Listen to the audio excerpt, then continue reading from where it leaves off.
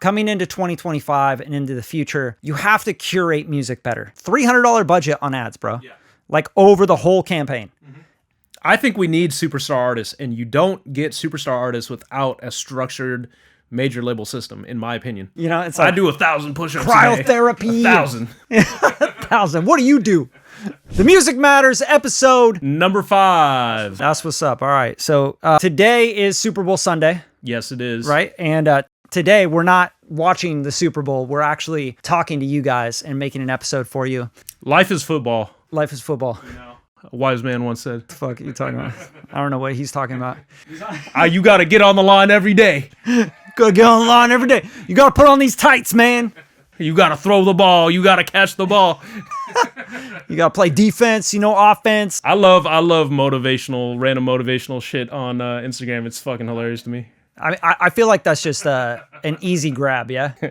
Like, that's an easy grab for content, doing this motivational pump-up thing. You got to get up at 6 a.m. You got to hustle. Nah, man, I get up at 3 in the morning. You got to go to bed at 4 and wake up at 6. I do my red light therapy. I do my cold plunge. I do my, I read 10 pages of a book, and then I do a workout for 4 hours, and then I come home and it's like I do 1,000 push-ups cryotherapy. 1,000. 1,000. What do you do?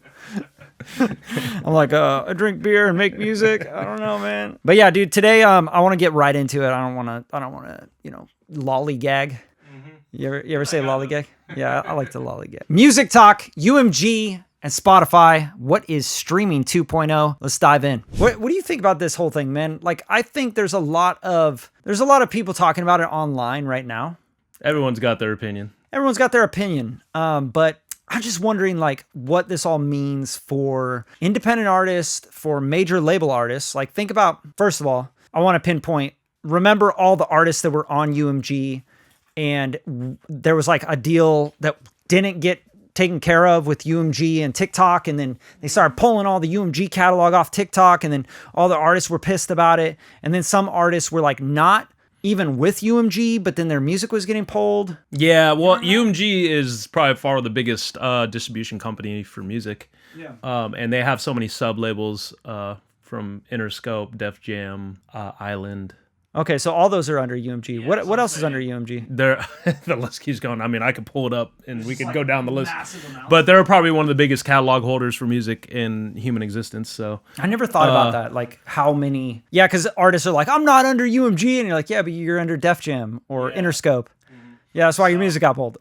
There's the big three, UMG, Sony, and then Warner. So those are the three. If you listen to any famous artist, their catalog is owned by one of those three. Whether it's freaking James Blunt to Led Zeppelin to it's all owned by one of those big three. So like that's historically the music catalog that predates that goes back to the 1920s when the beginning of the music industry.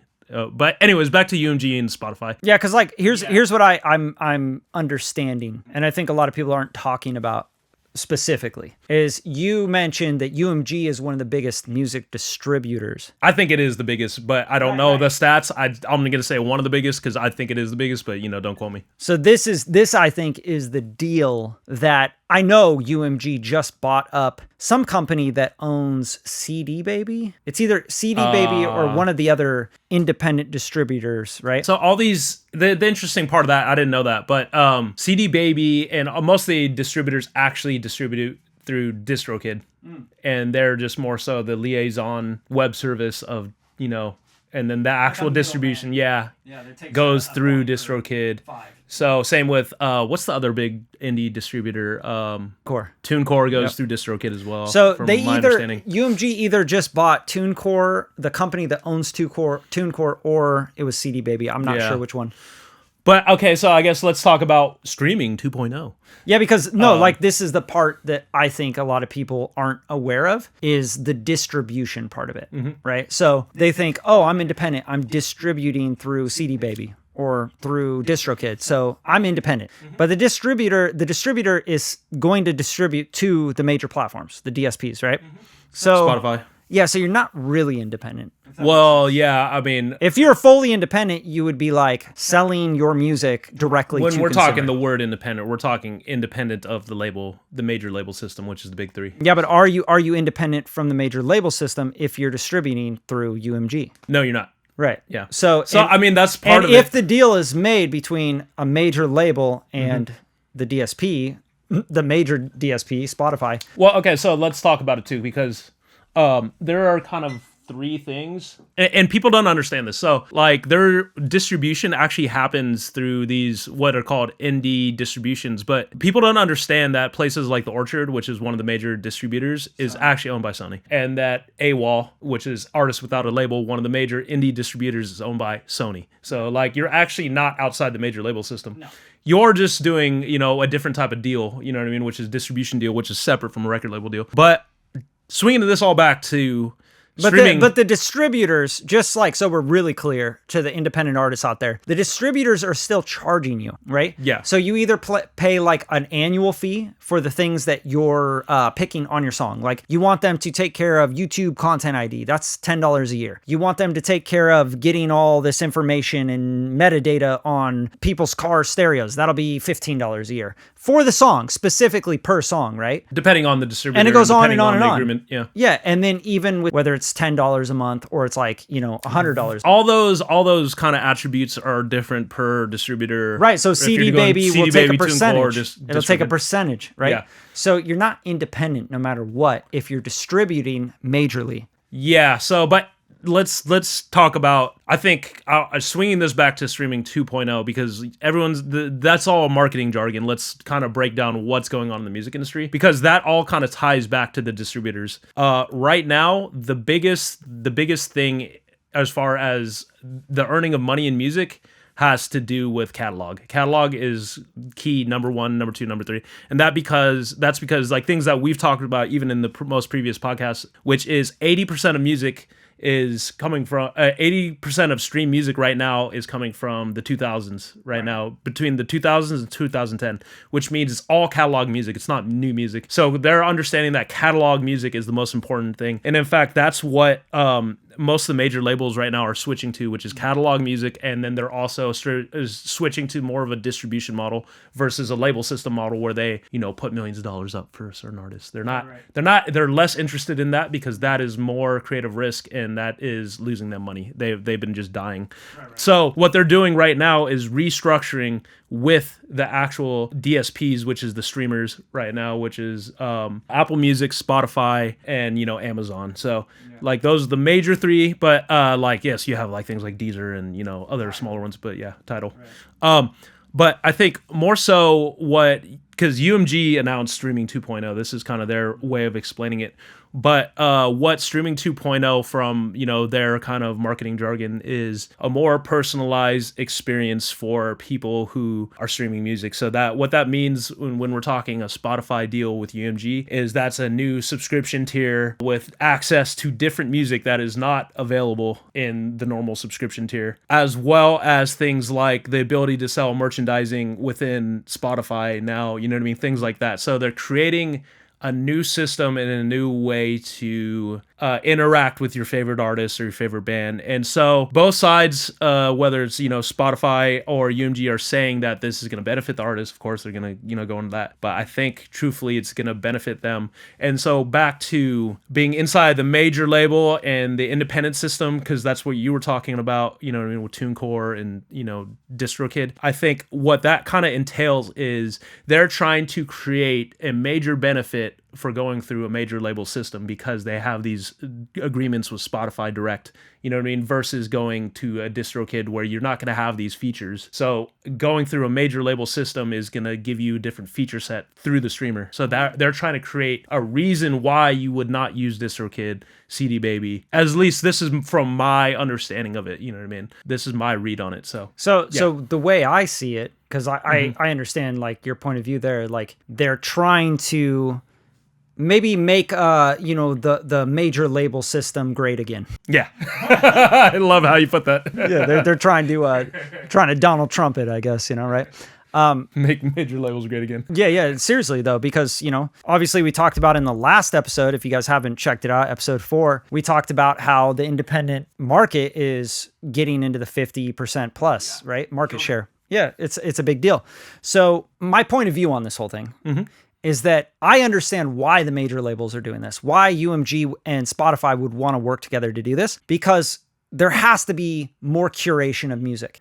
Coming into 2025 and into the future, you have to curate music better because the listeners will stop listening. Yeah. Right? Okay, so I just read an article that music was down, streaming was down like over 14% year over year at the end of 2024. That's a big deal. That's like saying people... Well, not year over year because it's only 2025. You're probably maybe quarter No, month. I'm saying like 2024 compared to 2023. Oh, okay, gotcha. Right? So when you're looking at this as quarter per quarter, then that's still month by month because that's only 2023 versus 2024. That's... What? Anyways, continue. Year over year. So last year it was up there. Okay, now we're down 23, 24. Okay, that's all I'm saying. All right, so this is I can pull this up as well. I'll put it on. We could put it on screen here. But that's a major deal for, everybody keeps talking about these deals that are happening that are going to court, right? What is it? Spotify versus the MLC. Yeah. Right? Okay, so they're like, oh, well, we're not getting our royalties because you package these deals, right? This is talked about a lot. Yeah, bundles. Yeah, and I think it's misunderstood. So here's the thing that people are misunderstanding.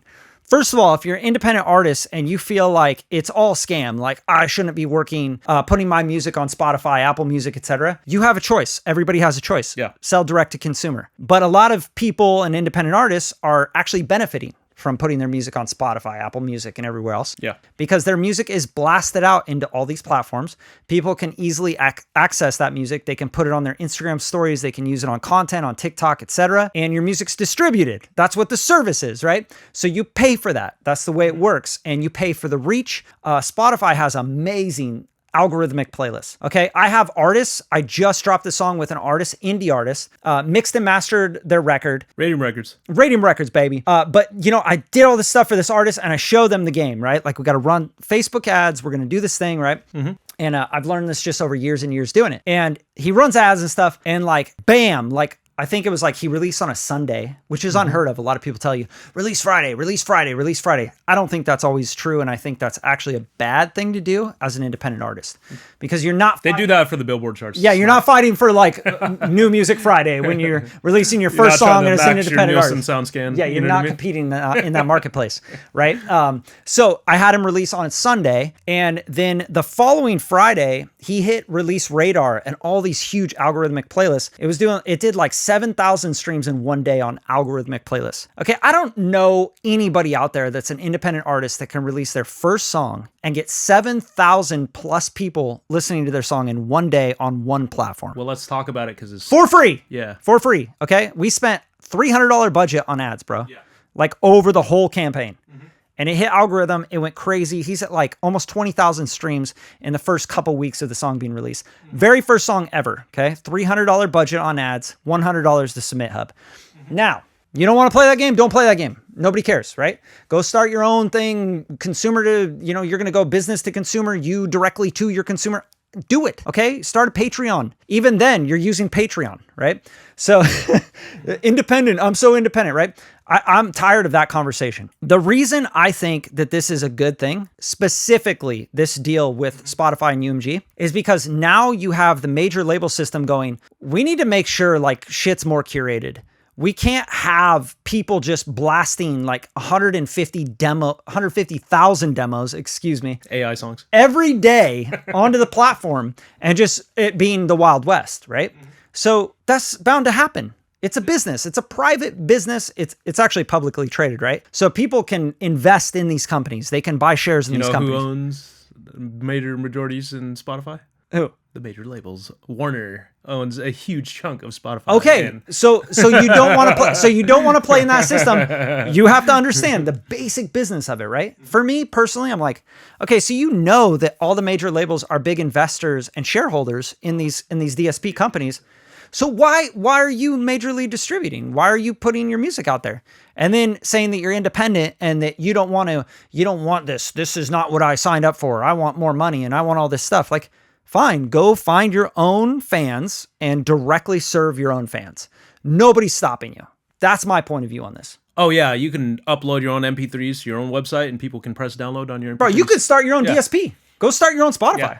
That's what I'm saying. You can create your own website, put your MP3s up there. People can press play on your MP3s on your website. You could start your own business and then you could make it big enough to where you publicly trade it. But, okay, so... Like, I don't get that part of it. And please play devil's advocate all you want. No, I'm going to play both sides because the truth is I land somewhere in the middle, but I'll give you the major complaints that I'm hearing from everybody online because yes, the internet is full of complaining. So the major complaints already is that release radar is being changed algorithmically. And so people that were using release radar and depending on it for the releases. No, hold on. I'm going to correct you there. Yeah. The people that were abusing release radar by doing this, and I'll tell you exactly what it is because I study this shit. Artists were going, no matter whether you're major or you're independent, they were going and going, release radar. Every Friday, all my followers, right? Mm-hmm. That's what it was. All my followers get my new music and it blasts out to my followers. And that's how release radar worked traditionally. They changed it because all the artists were doing what? They were releasing 18 fucking versions of their song that nobody asked for, so it would get spammed into release radar. And the way that works is you do acapella version, instrumental version, speed up, sped up version, slow down. It's like, bro, why are you mad? Why are you mad that they switched that up? Oh, because I was taking advantage of that shit and I was fucking everyone else over. And then they're the same people. They're the same fucking artists that complain about the major labels fucking them over.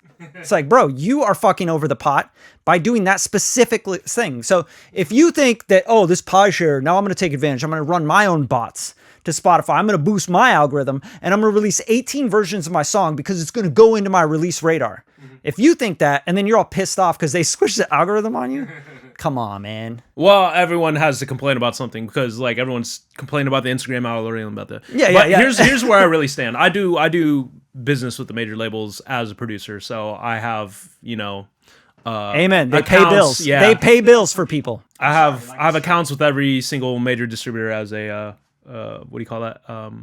Producer. Yeah, as a producer. But anyways, back what I'm saying is I actually think the major label system is very important for music. And in fact, if you wipe out the major label system... get rid of it and we're fucked. We're all fucked. Because music, I think people don't understand, music was the Wild West, and they brought structure to music. And you could complain in good and bad ways. They brought a lot of structure to music, and they were able to, make music readily available to every fucking part of the world, which... before it was the Wild West, I promise you. Like, before the 1920s, it was the Wild West. So not even that. Like, Napster happened, MP3s, downloads everywhere, LimeWire. You remember that shit? That was even more Wild West. And there was no way anybody was coming independently making a dime off music. Yeah. I'm sorry. Like, you put out music and people were like, why would we buy it? Why would we pay anything for it? So you remember that. I was in a band at that time. The only way you made even a dime, you went and played shows. You went and fucking played as much as you possibly could. I think we need superstar artists, and you don't get superstar artists without a structured major label system, in my opinion. I agree. I agree. And I think that's why this whole streaming 2.0 thing is getting demonized by people that have people, I don't care who it is, that have taken advantage of the system before. Yeah. Or found these little pockets in the system where they could take advantage of it. And now they're pissed. This bullshit. Well, here's the thing, as social media is the main hub for music as far as discovery, I think right now the biggest place for breaking artists right now is Instagram. But what I was going to say is the major thing is music has become very algorithmic, whether it's on the DSP or on Instagram and stuff like that. And people get pissed because they rely too much on the algorithm. Yeah. And the algorithm needs to change, because if we look at Instagram, like the main problem with Instagram is everything is to sales and it needs to be more organic. That's why they're pushing organic. That's why the music's got to be more organic. It's why trap music that you can it's make why in people 30 minutes. It's why people love TikTok. Yeah. I'll be real. But that is 100% why people fight so hard for TikTok. But the reason why TikTok is failing, in my opinion, over Instagram is because there's a lot of problems with TikTok. Like you even could complain. Like my main issue with TikTok is that there is no view ceiling. You know what I mean? So you could put out a video and it could get 300 views, or you could put out a video and it gets 3,000 views. There's no floor and there's no ceiling to views on TikTok, which means it's kind of like algorithmically, like you're kind of fucking up. Where you go to Instagram, you're gonna get a base set of views. You're gonna get at least 1,500 views. You know what I mean? You can expect certain results from Instagram. Whereas TikTok, you upload it and you could have 1 million followers and you might get fucking 6,000 views, or it's not follower based. Yeah, that's what I'm saying. Right. So like, but anyways, back to like streaming 2.0. I just think like, yes, everything's gonna change and it's constantly shifting, and everyone complaining is just stuck on the old model because the music industry is changing every year because the trends are changing because it eats itself. It just cannibalizes itself.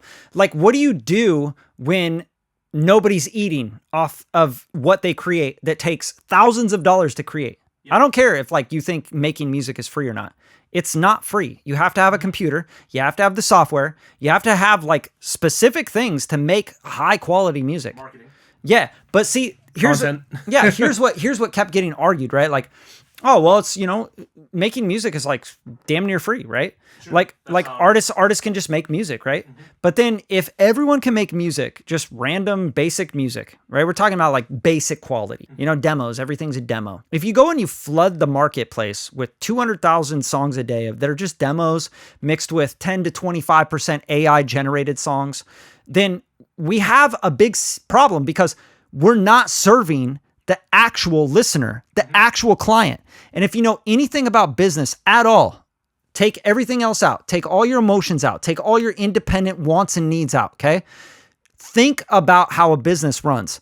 If you want to run a successful business, you have to solve a problem for someone. You have to help somebody, right? If you start flooding a system with a bunch of stuff nobody wants, you go out into the mall, right? Nowadays, and you're like, I go to the mall and there's no stores there that I want anything of. Every store I go to doesn't have it in stock, the actual thing I want. They just have a bunch of trash there. Mm-hmm. Okay, then you stop going to the mall. If you stop going to the mall, you stop having malls.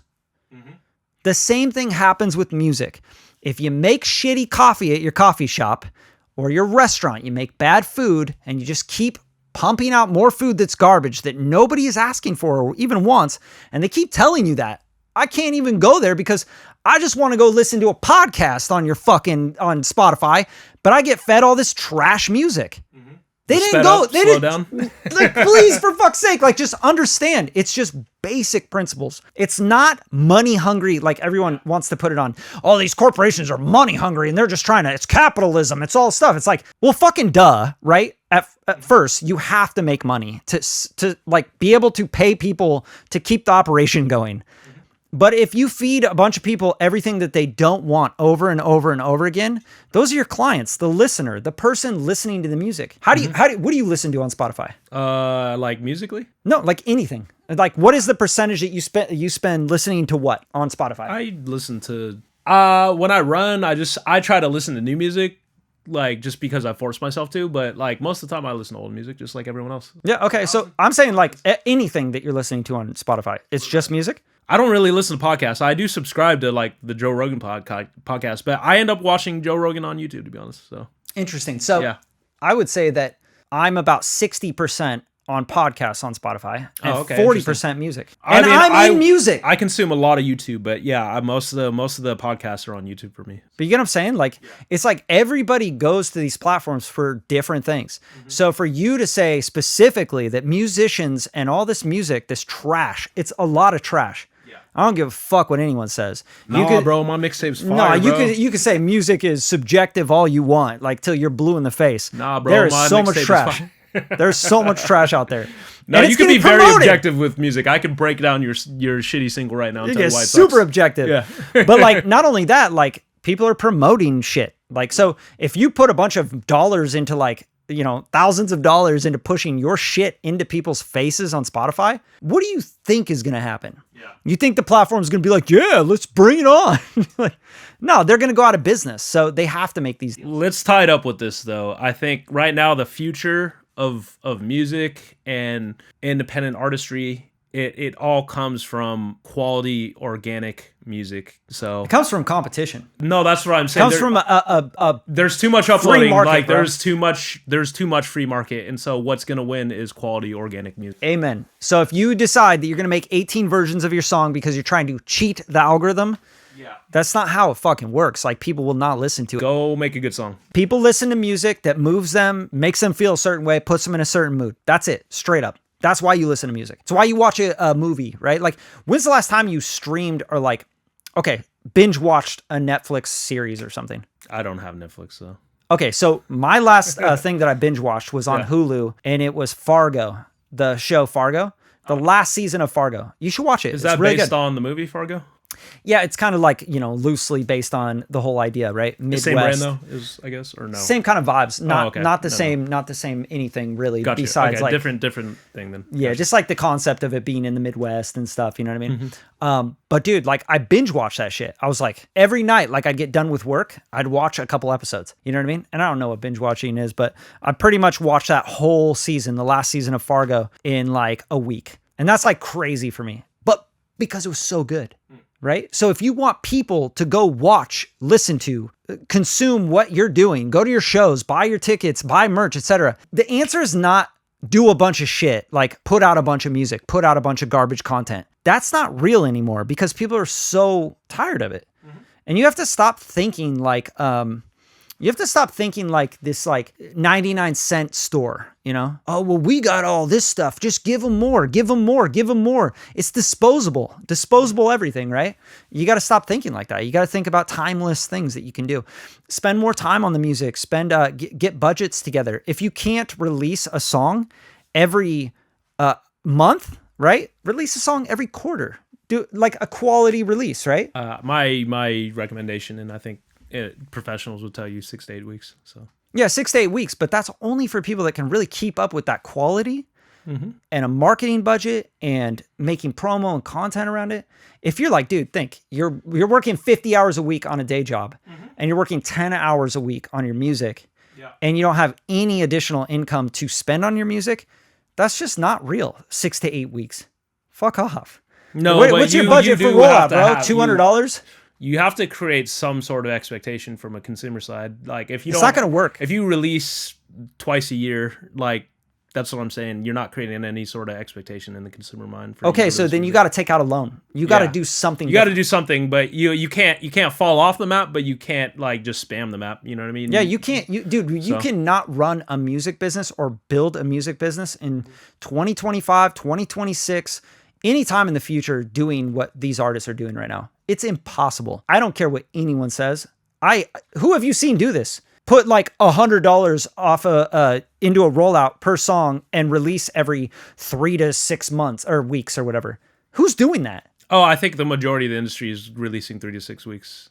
6 to 8 weeks. No, independent artists. And Yeah. who do you know that's doing that and actually doing well with it? There's actually a lot of independents I know that are nobody. doing well right now. I would say if you look at it from like a macro view, I think independents are killing it right now. But I would say on the micro view of music in general, like new music is dying, old music is winning. But on the macro view, independents are winning, and we talked about it last podcast. It doesn't make sense to me. Yeah. At all. And I don't think it makes sense to the world, like the general public or audience, to release a song every you said 6 to 8 6 weeks, to 8 weeks. without having a good marketing budget, content Content plan. like truly rolling shit out and having a great song that is produced well, mixed, performed well, mastered, competitive. I think yeah. So I mean, there's two sides of what you're saying. I stand by that quality over quantity. That's where where we live now. You know what I mean? 100%. But there has to be a middle ground where if you only die on quality and you release 2 songs a year or even 1 song a year, you're still not competing in the marketplace. Agreed. So you have to buy time. You have to buy expertise. You have to buy help. You cannot. I don't know any independent artist. You got to be fucking out of your mind to think that you're going to come into this game right now. This game that we're in. It's the hardest game. The streaming 2.0, UMG, Spotify combined, UMG's buying the independent distribution. Like, come into this game and be like, yeah, bro, I'm going to drop like $200 on my song and I'm going to drop every 6 to 8 weeks. And it's just going to be kind of demo-y. I mixed it myself. I did it myself. Impossible. Unless you're some crazy outlier, bro. Well, I think we could talk about this topic till we're blue in the face, but I actually think, yeah, like right now, like I said, to summarize, it's organic quality content. Like that's the only thing that's going to win. And then if you can get on a release cycle and create a consumer expectation, that's like how you're going to win. But like I said, that takes budget. That takes money. It takes budget, and that's why the label system exists, is to create budgets for artists. You know what I mean? But when you give people money, you expect a return. So there's a lot of artists that whine and bitch about like, you know, the fact that I'm getting shelved is because you did not fulfill. You know, they spent money and not you bring lost any ROI money. in. Yeah. So you just have to understand that this shit is really a business, and that's why the majors exist. So if you do not hold up your side, aka sell the damn records, then yes, you will be shelved. It's just part of how business works. And unfortunately, I hate to say it, like it's business is business and doesn't care about your damn feelings. So facts. Yeah. I think that like that note right there is perfect to end this segment of Music Talk on. Is if I have a business right now where I sell shoes, just say I sell shoes, right? I got to sell shoes and I have my space, my shoe space, right? My store. My storefront, my lease on it is $2,500 a month, right? I got to sell a certain amount of shoes to have my storefront so I can keep paying the lease, right? Because somebody owns that building that they're paying a mortgage on. They're paying the lease on.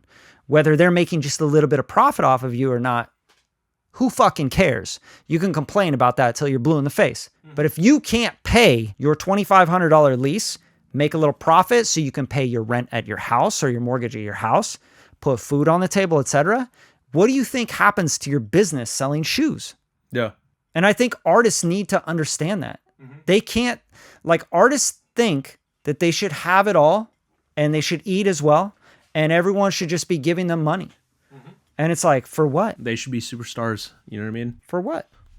So I think, like I said, so like right now we're in a climate of change. And I think speaking many of the climate changes, bro. Of change, the world is changing. And I think, you know, to pivot on what we're talking about, like change comes in many forms. Like I think I love your segue right now. It's yeah. you know, the change is the change. And, you know, no, let's get into some tech talk, bro. Because like it's almost tiring talking about the music thing because it's like being a dead horse. Like I said, at the same time, you know, I could preach to everybody. The horse doesn't change; it's still dead, bro. Like you still keep kicking. Like I said, the online people are gonna still complain. You know what I mean? And the independent artists are gonna keep complaining that they're not making any money. Yeah. They're like, bro, you. I get it. It's hard. streams. Like life, like you know, life. Business is really hard. Getting into music as a business is even harder. You got to be crazy, bro. Okay, so tech talk. Let's talk about what is happening in the electric vehicle market in 2025. But let's talk about fucking hard business and to randomly switch topics here. Like we're talking about electric vehicles because like since 2020 to now, it's like, oh my god, EVs are the thing. Oh my god, Tesla. Oh my god, we need to like every major car company was like, oh, we need to go electric vehicle. BMW had their own EV that they already stopped making. Yeah, I'll be real though. Like I think that was all Elon and Tesla that pushed that. Well, no, like the truth is, Elon was getting a lot of hate. They pushed the competition though. Yeah. Like that Elon was getting hated on with Tesla. Like every major car company, and those are like a conglomerate, you know, cars. Oh, huge, yeah. They all did of not Detroit. want Elon to win, and so, all of Detroit, and then it became all of Detroit, Japan, Korea. Yeah, you know? and then in fact, the biggest EV manufacturer is China. So that's crazy. But EVs now, the sales of electric vehicles are declining. Yeah, because nobody wants to fucking like. It's so I don't know. You have an electric car, but you have a hybrid. I have a hybrid. It's a little different. Yeah, like if I still have a combustion engine in my car. So, facts. Yeah. If I was ever going to get anything electric, it has to be hybrid. Yeah. Like who wants the inconvenience of like, I better plug my car in. I only got 30 miles on it right now. But who knows? Yeah. Depending on how fast I go, it might be I get 15 miles out of it. You know, I like who's going to stop? Like how long does it take to charge a battery so you can like get home? Depends on what charger you have. You if see you what have I'm one saying? of the washing machine chargers, quicker, but if you're using just the regular, the infrastructure, outlet, it just never got there. So yeah, let's talk about that. Like, I think there's multiple reasons why electric vehicles are not the promise of the future that everyone is kind of, the hype is kind of subsided. Let's keep it real. There was hype. I think Tesla offered an amazing feature set, which was copied by the rest of the industry. And like electric cars, like especially here in California, that's where we're based. We're in like basically Hollywood Hills right now, where Brad stays. But what I'm trying to say is, especially here in California, like electric vehicles were the future, and like the amount of Teslas on the road is crazy. They're everywhere in LA, but like crazy. Like there's even laws in set. Like there was tax deductions on EVs. There's dude, the incentives were crazy. Yeah, the incentives are crazy. Last year, I almost got an electric vehicle for the business just because it was like, bro, the incentives were fucking insane. I know. It was like, bro, if you get one of our cars, bro, you can pretty much have it for free. Yeah. I still don't want it. There's a requirement that is still in effect that by 2030, gas-powered automotive vehicles in California cannot be sold. That's crazy. So that's still in existence. That's got to get It's probably going to get overturned. It has 100% is going to get overturned. It has to. That's insane. Yeah. So there's still that mandate. Unless they just like invested billions, and I'm talking like tens, maybe hundreds of billions into infrastructure for electrical charging stations. And they have. So just... the previous administration, we're not talking about the Trump administration, we're talking about the Biden administration. They have, but only those, I think like out of that, they only got like a few charging stations. Yeah, it's been kind of a damn mess to be completely honest. Because they just mismanaged the budget. Yeah. But like, I think EVs overall, so let's talk about the EV bubble and the hype and where we're at right now. I never liked electric cars. Yeah. So like, first off, and you can hear everybody talk about this, but me and you, Californians right now, you're from obviously Portland, but we live in California. Yeah. So the problem is our electrical grid in California is dog shit. Let's just keep it 1,000. The brownouts in LA. Yeah, the amount of brownouts. Bit of rain. We can't sustain this amount of electrical vehicles on the grid. In fact, everyone, the biggest hype about what we're talking about with electric vehicles is like things like carbon emissions. The truth about the carbon emissions with electric vehicles is our electrical grid is still built off of coal. You know what I mean? Yeah. So like we're basically still like, every emission of that, a gas powered vehicle versus, a electric powered vehicle on the emission side, it's pretty much even. Let's keep it real, because the amount of coal that needs to be burned for, unless we switch to like nuclear power, which we haven't, you know what I mean? Like France or like, Britain. But I think like the main problem with EVs is that, yes, charging is a huge one. Their range still has not been figured out. I think like Tesla's top offering is still 300 miles, which is still not enough because I drive to the Bay. My family's in the Bay. So that's like a 6-hour drive. Like I can't make that in a Tesla. Yeah, there and back. Yeah. Yeah, you're like, let me that's charge like stopping let me charge for a couple up hours. For 14 hours on a slow charge, But also like think about the lithium mining. Why don't you break it down about that? Because that's because like this is it's like a lot of terrible things come out of electric vehicles, right? Yeah. Like a lot of people don't like to talk about this because it felt like, here's like what I know, right? Mm-hmm. Nothing political, because I don't really care about politics that much, because I just hate all politicians. I don't care who you are. If you're a politician, I'm like, I don't fucking... He wants to punch you in the face. I have nothing in common with you. You know what I'm saying? Like, I don't... No, it's just, I just don't like politics. I just think they're gross, It's like a disgusting place to be. Lithium. Yeah, just think about humans, right? Like that's how I think. I think about like humans and human rights, right? Mm-hmm. So if you decide like, oh, we want to go from, we want to just track carbon, right? That's all that everyone cared about was like carbon neutrality. This was like the big thing that happened in the last 10 years or so. Yeah. And, I'm in my 40s. So it's like, you kind of like, I grew up in the 90s. I was a 90s kid, right? Mm-hmm. No one was ever talking about any of that. None of that shit mattered. Nobody was saying anything about that. And then randomly it became like, I would even say 5 to 10 years ago, it was like, next year, we're all going to die.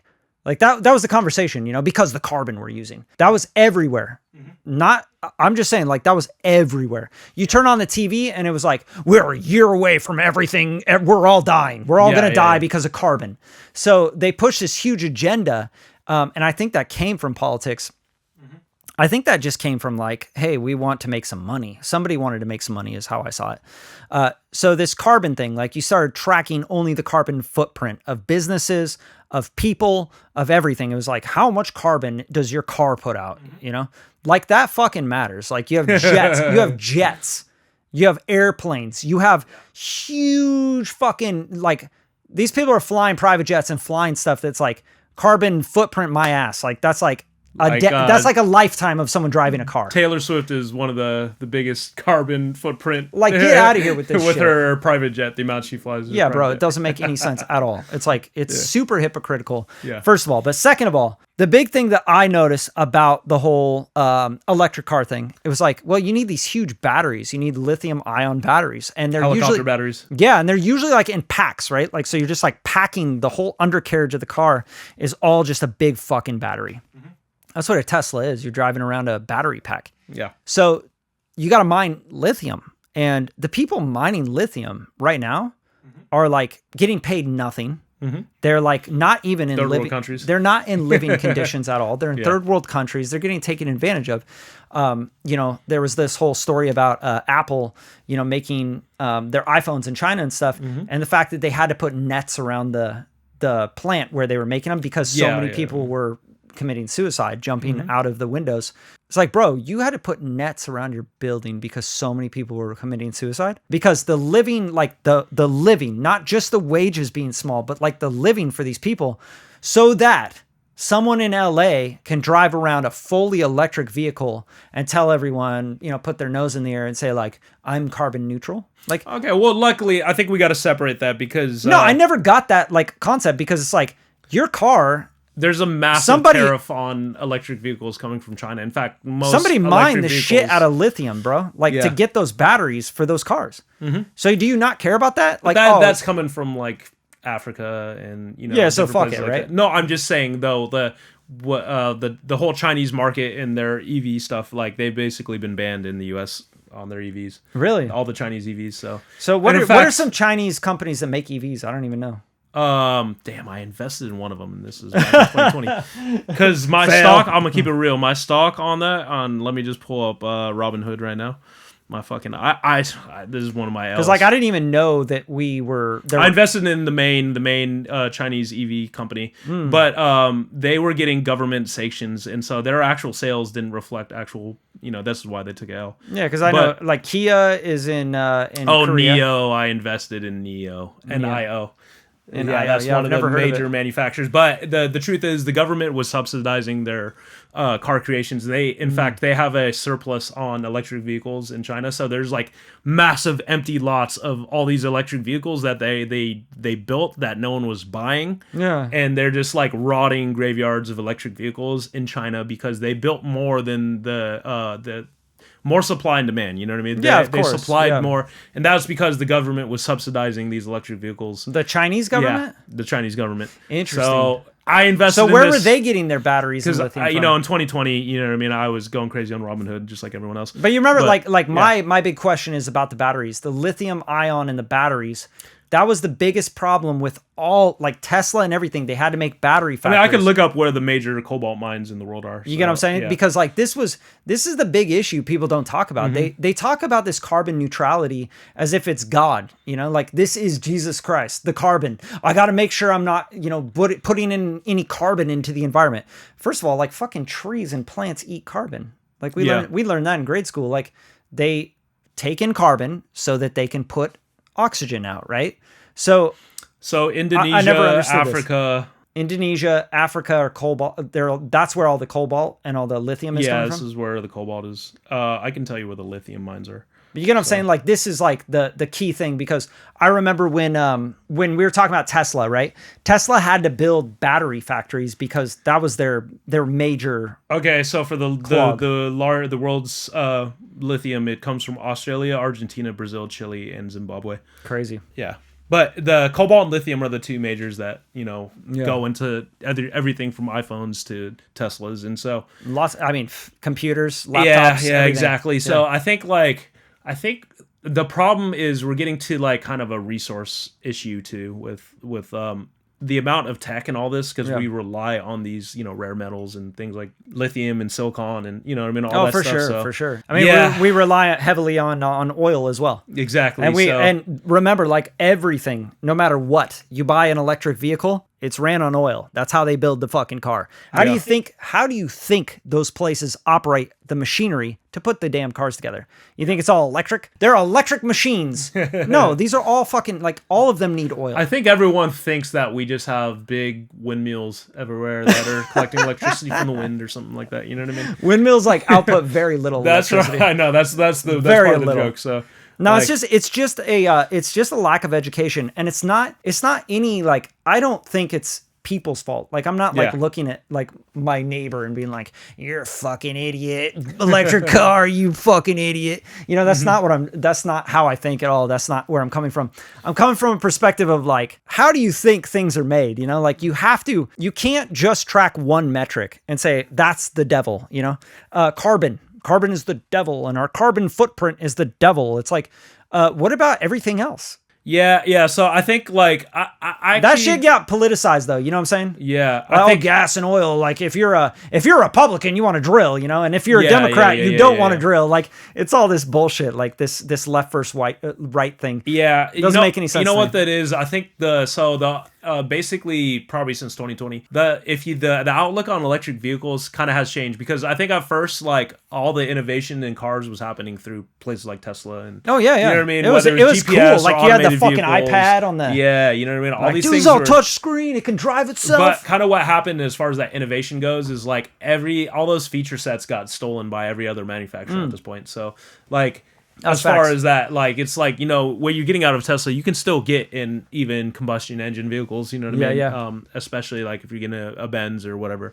So why is another reason, like, because another reason I think people would buy electric is because they think, hey, I'm going to save on gas because gas prices keep going up. We've kind of talked about the environment side. Now we're talking about like the consumer side, right? Because some people don't care that much about the environment actually do. thing. So like my dad actually drives a hybrid, but he has a plug-in hybrid, and he just tells me how much he saves on gas, which I agree. I mean, he still pays for gas because it's a hybrid. But like as far as that, it does make more sense on the side of plugging into the wall. It's much cheaper to charge than it is like to pay daily for gas. commuters. But actually, I think the issue with that and the reason why is because ask anybody that's maybe over 40, but like gas used to literally be 99 cents in the 90s. Yeah, and so right now we've taxed gas. We've obviously that's I don't want to get political, but like Trump's trying to drill on our soil versus importing Saudi Arabian gas.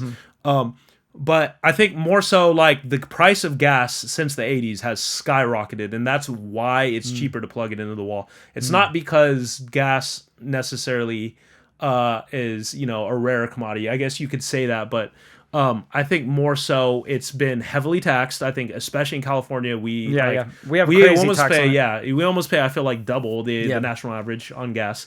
So it's like, dude, right around the corner here, it's like maybe $5.50 a gallon, something like that. Like that's crazy for the rest of the country. But the truth is, obviously, like things like inflation have gone up since it was 99 cents in the 90s or whatever. Yeah, but, there's so many things. There's so many factors, but the truth is, we've made gas very inaccessible compared to electricity. Yeah, but the thing that's is, facts right there. Here's the thing: once you put electric vehicles everywhere, and then all of a sudden the electricity grid is like browning out, like what it's doing in California, it's not gonna work. Then the price of electricity goes up. It's just supply and demand. So what do you think is going to happen? I've already noticed electricity's gone up like crazy, like over the last year. Like my electric bill is like $300 to $500 a month.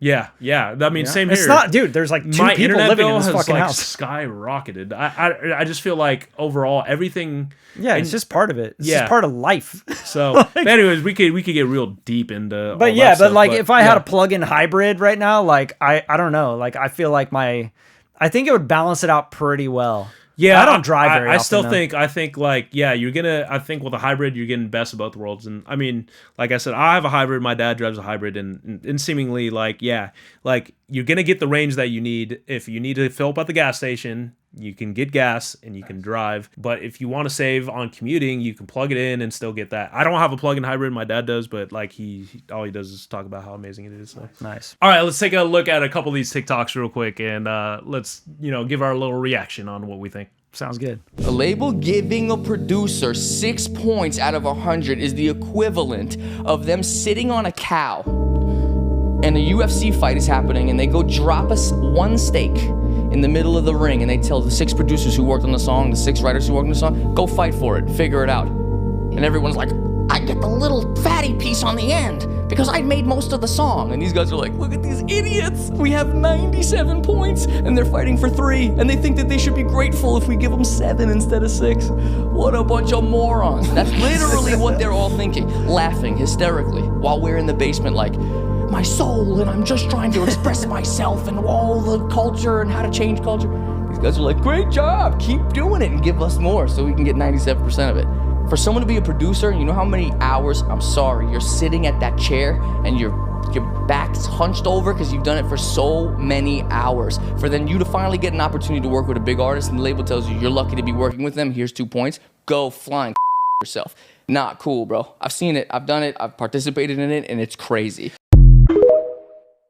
So when he's talking about points, though, he's talking about the mechanicals. Yeah, here. the points on the master. So points on the master and mechanicals, sure, they pay out more, but you're also getting the pub, right? And as a producer, you're getting paid off the pub. Yeah, but it all just kind of depends because like typically when you're especially doing the label system, like you're actually what you're doing is you're selling your ownership of the master, and, for the advance. Yeah, for the advance. And so he's not mentioning that either. Yeah, so at least for us producers, like we're like that's the reason we're getting our advance is because we're selling that portion of the actual copyright. Yeah, so and we're still retaining, we're still retaining like he said anywhere. Typically it's 2 to 4 points, but like depending on who you are, you can even ask for more. You know what I mean? So yeah, exactly. I don't understand that clip because it feels like. But he's a songwriter. John Bellion's a songwriter. So like songwriters are publishing. Yeah, not masters. No. He's talking about the masters. A lot of songwriters are asking for master points now. You know what I mean? So I understand from his perspective because he's not getting an advance as a songwriter. You know what I mean?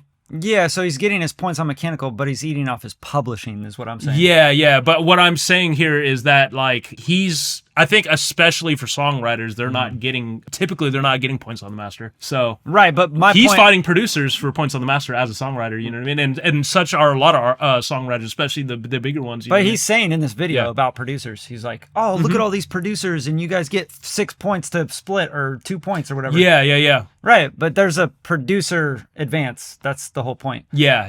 You take like these guys, especially John Bellion and stuff. Like, he's producing. I'd imagine he's in good 5-figure advances. Yeah, I'm sure he's getting advances on every record. Yeah, so this kind of makes me feel like, oh, I'm a victim. We're all victims, and it's like, no, bro, you're taking a big advance, and you're still getting points on mechanicals, and you own and you're getting publishing, writing, collect on your writing percentage, which is what you get paid for as a writer. So if the song does well, if it's sync licenses on a show, if it's on a commercial, if it's on a movie, if it's streaming, you're collecting royalties. I think he's fighting because like he's not just singling himself out in his career because a lot of producers are getting trash advances like less than $1,000. I can agree with that. So then at that point you're doing like some of these producers are getting like an advance of like fucking praying for $1,000 for an advance. Right. But mind you, they're selling like almost that if they own half of the record because they produce half of it and the artist owns the other half of the mechanic or the master, then they're giving like 45 points up for $1,000, which is not a good trade. You know what I mean?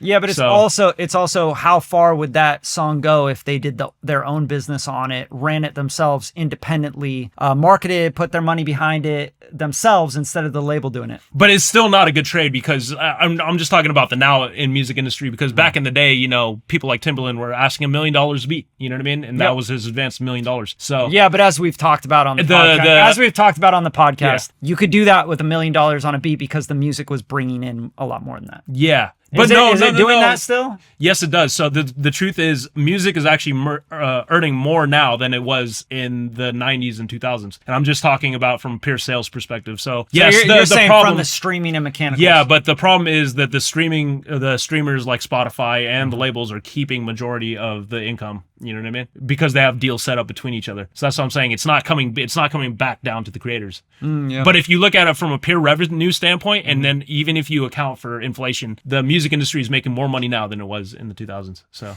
yeah, either way, like, yeah, that's crazy. Creators are just getting fucked more and more. But I think too, what's not talked about is the reason why they're not giving out high producer advances, and why is because there's more producers now than there's ever been. Since Guitar Center and Fruit Loops has come out. Like, yeah, you have a lot of producer. options. You can pick from. Timberland a lot of was like, producers were way more rare back then. Yeah, and super same with producers. artists. They called them super producers. Yeah, like there wasn't, the marketplace is inflated. BeatStars has a gajillion beats on it. You know what I mean? Yeah, so facts. My whole point is that the cost of everything, the cost of production has gone down because everybody's doing it. Everyone's sending beats to artists' emails. So of course they're going to give them $1,000 for beat, so that affects everything in the industry. So the answer here to super multifaceted, but the answer to like fixing this issue that he's talking about is to be independent and run your own business, and stop going after these big placements and stop expecting it to be how it used to be. Yeah. It's not going to go back to $1 million in advance for a Timbo beat. No way. So. Labels are spending $1 million. Yeah. You can't even compare yourself and your song to what this person's song is doing when this song got $1 million spent on it. Yeah. Of course it's gonna go dumb. Because yes, to a certain extent, you can't pay people to fuck with your song, but after a certain budget, you can. Yeah. Like if I put out a song tomorrow and I just wanted to like fuck around and be like, yeah, I'm about to just spend $1 million, I'll make you think it's a smash. Because I'm going to spend $400,000 on TikTok and get all these influencers, and I'll spend $600,000 with the dude who runs up the streams for everyone. Not only does 20 million streams in the first week on Spotify, and you can see that, but because I spent so much money over here on TikTok, you look at it and you're like, well, it makes sense because it's going dumb on TikTok. I think that's why I did 20 million streams. Like, you know what I'm saying? People think something is a smash. Social proof is a real thing. Absolutely. Yeah, he's right. I mean, the truth is, like, the way we look at music is very, like, herd mentality. Like, oh, if Brad likes that song, then I like that song. But I don't like that song because no one else that I know likes that song. You know what I mean? That's how art is, you know what I mean? Perceived, you know what I mean? Yeah, I can agree and disagree on this one because, like, I know there's plenty of movies out there where they've spent $200 million on it and it hasn't even recouped on it. But movies are different. It's a whole different marketplace. Like, movies, you have to convince people to sit for an hour and a half on, and sit and watch that. For a song, you gotta convince people to go listen to that song instead of the. But the admission fee is $20. $20. You know what I mean? Where I can just go on to Spotify and play any song I want. So you think if you put $1 million behind a song, no matter what, it's just going. I think you could convince people that it was doing well, and then people would be more like exactly what Russ is saying, more interested in listening to it and taking it serious with the real. Right, but like, would that be a gamble still, like a big risk to put $1 million behind a song and then hope that you are going to make? By no means, because labels do this and fail. So the labels already do that, you know what I mean, and try to pump artists and albums that Actually, they don't do it as much anymore because they know that doesn't work. Yeah. So I would actually argue like that doing what he's talking about is not an actual great strategy. He's saying, because he even says it doesn't work until a certain threshold. So I do agree with him. I think it works at a certain threshold. And you could probably say the threshold too is even on the creative. It'll work. Like, your song could be a mid-tier song, but you can convince people that it's good. It happens all the time. Like, especially I don't disagree with that, but what is good as compared to like an actual we ROI? have to look, like, if you can look at the art from like even from like a technical perspective, or even from a perspective that is like a little more practical, like you can look at things objectively versus subjectively. Like, I might not like that song, but it hits all the notes of what is technically like a good example. I remember, like, we're talking about a certain A-level singer. You were like, I don't like his music, but I was like, yeah, I don't like his music either, but I can tell by the songwriting, his tone, the way he sings, that it's good music. It may not be for me. But what would that? What does that have to do with ad spend and revenue spend? My whole point is that I think when you're spending enough, and like I said, when you hit a certain threshold, even on the creative, even if me and you may not like it, we can understand why the kids like it, or you know what I mean? So I don't know, like, because like there's plenty of things that you see promoted like crazy, right? That you're like, they're talking about social proof is kind of what he's talking about. So, yeah, social proof though, like is that really a thing anymore? I think it's a big question. we can agree to disagree, but I still think social proof is huge, especially nowadays. So I just think here's my perspective, right? I think certain age groups value social proof a lot more than others. Like Sure. Gen Zers just don't Yeah. care as much about social proof. I think they can see through it, whether it's authentic or not, or whether they like it or not. Yeah. I really do think that they have bullshit detectors that are much higher than ours. Yeah, I'm sure, but I do think also the youth still swing the music as far as like they're telling you exactly what's hot and what's not, and that all the brands and labels and everyone are still going like that's why certain things are popular. Like I don't understand why this is popular. You know what I mean? Yeah, but I don't know if that's because of social proof. Yeah, but I'm saying I'm going off of what you're saying is that the younger generations are more susceptible things for like social proof. You know what I mean? So they're more like if their friend likes a song, then they like a song, like things like that, like we were just talking about. So that's what I'm saying. You can convince, and what Russ was talking about is that like you can use that power. You know what I mean? Yeah. Of what he's talking about, and I'm sure labels do that, and it has worked. I'm not saying it works all the time, but I think when you hit a certain threshold on the quality of the music, because there's certain things that no matter how much you try to market it, it's not going to work because it's terrible. Yeah. Facts. By every metric, it's not we've gonna seen work. it. We've seen it over and over with bad artists that had a lot of and money. labels still try to pump it, but I think pumping actually works once you start hitting a certain creative threshold and certain things and certain So metrics. how many? Personally, My question for you and for everyone is how many artists have done the same exact thing, pumped up all their social media, et cetera, and then they drop a record or an album and it flops on sales. you know what the funny thing? I think most artists, are pumped right now. And Yeah. I'm talking the successful ones. And as most well. most are they're pumped. flopping on their records. And and I'd say there's a lot of flops. I think there's probably it works. It would definitely work, or else they So wouldn't where's it- spend millions. Spending millions of dollars is not an easy thing, especially Right, for but labels to the do, so. recoupment, Yeah. the recoupment to me is not on the song. It's on the branding and on the awareness and on Yeah. getting other things going for them. Because now a brand wants to work with them or and pay Yeah, them. that's true. So you have to look at the long term. Yeah, I don't look versus at just the it as short-term. like, I'm gonna Yeah. put $1 million behind the song and it's gonna become a big success because of social proof. I think I don't Russ think is that's talking true. about is that you can just convince people a song is hot just by spending enough money. I think that's definitely. I think that's true to an extent, and like I said, there's definitely metrics. Like I said, if the creative If part it's at of the least song at a is at threshold. least a certain threshold, Yeah. because labels have tried to pump garbage for years, you know what I mean, and it hasn't worked. So like I said, Facts. I think if you hit a certain threshold and you spend enough money, you can convince people it's hot. So All right, now we're gonna dive into some gear talk. I'm gonna be looking at the new Fuel plugin from Musik Hack. Let's get into the studio. All right, this is Gear Talk on the Music Matters podcast. I hope you guys really enjoy this format. Today I'm gonna be checking out the Fuel plugin from Musik Hack. So let's tap right in. I'm gonna kind of throw this on some different instruments and just see what it can do. We're gonna freak it a little bit. So right now I have this session that I've been kind of sketching in and writing ideas. And I played in a Trigon 6. It's by Sequential. It's like a Prophet style analog synthesizer. It's really, really dope. But I have this kind of bass part here and I wanted to try the Fuel plugin out on this. So this is the Fuel plugin. This is what it looks like. And it's kind of got this retro throwback feel, which is really dope. And I love the guys over at Musik Hack. They're super, super friendly, super awesome guys. And they just make good products, right? So if you click on the Fuel, you also can get a bunch of different skins, which is really fun, right? Just do. I really like this kind of, this one here. Looks kind of, I don't know, if you're making like some cinematic, super heavy stuff, it's pretty distorted. But yeah, let's talk about what we got here. We have an input here. We have the LUFS. This is just showing you measurements of the LUFS here. And then you have comp and OTT. So we have compression and OTT, and then we have loud and we have soft clip. And then there's these sliders here for body and for crunch. And then you have bass, thick, and mix at the bottom. And of course, there's some presets here. So if you click in here, you can open up some presets. And it's kind of an interesting little layout here. Like I've never seen something like this, right? So you got 808, and then you have all these different 808 presets, and then you have lead, general, drums, bass, and of course you could save your own presets. But what I'm going to do is I'm just kind of mess around with this to start. So let's just hear the track. Babe, late night, darling, on the run. Going my arm in on your tongue. Turn that one in on. So what we're going to focus in on is this trigon, right? This kind of analog synth bass vibe, okay? And I'm just going to play it and I'm going to mess around with Fuel and then we'll find something cool here.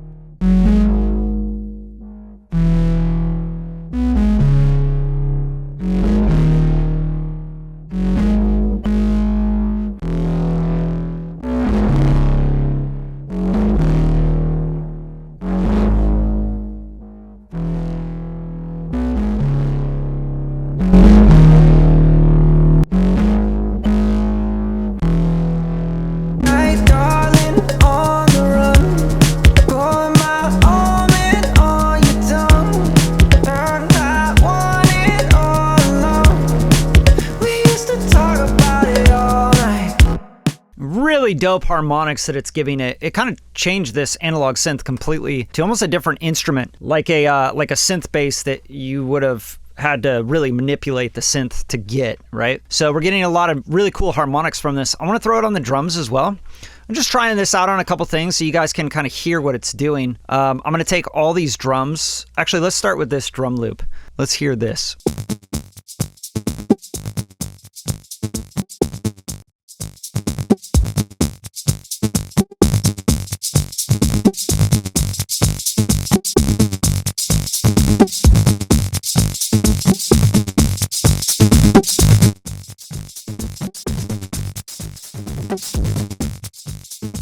We used to talk about it all night long. You used to pour my heart. Late night, darling, on the run. Going my home and all you done. And I want it all along. We used to talk about it all night. We used to talk about it all night long. You used to want my. We used to talk about it all night long. You used to pour my heart. Late night. Really cool way to kind of EQ things, I think, is to use this and mess around with the soft clip and the compression and OTT. But you can hear it's got some really, really cool vibes to it. This loud knob is, I think, post everything. So you're kind of like distorting and doing all this stuff, the OTT, the compression, the bass thick and all that into the limiter / clipper on the loud knob here. So let's try this just right after or before the God particle. Actually, let's turn the God particle off and let's throw it on the master here. And I'm going to bypass all the other fuel plugins I got going on and just kind of check it out on the master bus. I'm kind of excited to hear what this is going to do. So here's the master bus. Babe, late night, darling, on the run. Going my home and all you done. And I want it all along. We used to talk about it all night. We used to talk about it all night long. You used to hold my hand. We used to talk about it all night long. You used to pour my heart. Late night, darling, on the run. Going my home and all you done.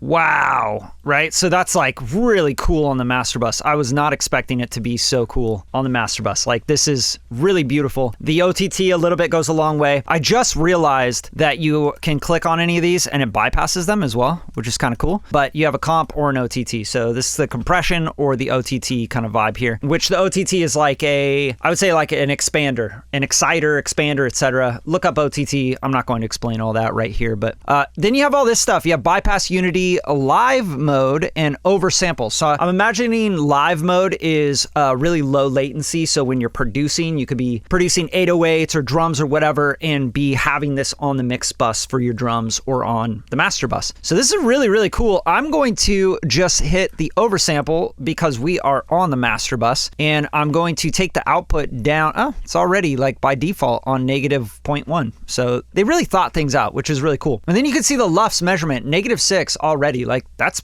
pretty loud. Being able to just throw one plugin on the master bus and get that loud is insane. So I'm gonna just kind of see where I can go with this. Just doing a quick master, right? Babe, late night, darling, on. Going my home and all you done.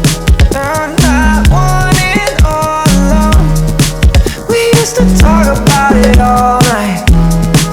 We used to talk about it all night long. You used to hold my hand. We used to talk about it all night long. You used to pour my heart. Late night, darling, on the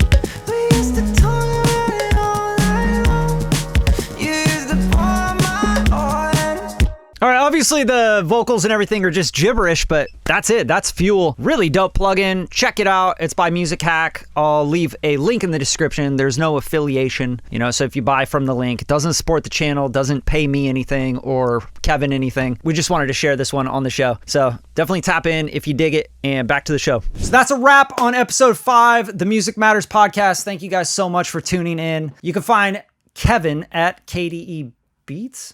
KDE Beats on TikTok, on Instagram, all platforms. I want to change that, but man, it's been there for so long. Yeah. It just puts me in the beat maker box. I promise I produce. I produce, guys. I produce. He doesn't just make beats, all right? But you can find Bradley at Bradley HD. That's Hugh Denniston. Everywhere. Course. Everywhere. You know what I mean? Appreciate you guys tuning in. Make sure you subscribe to the channel if you like what you heard today. And also just show some love in the comments. Or if you want to see this pretty smile. Hey.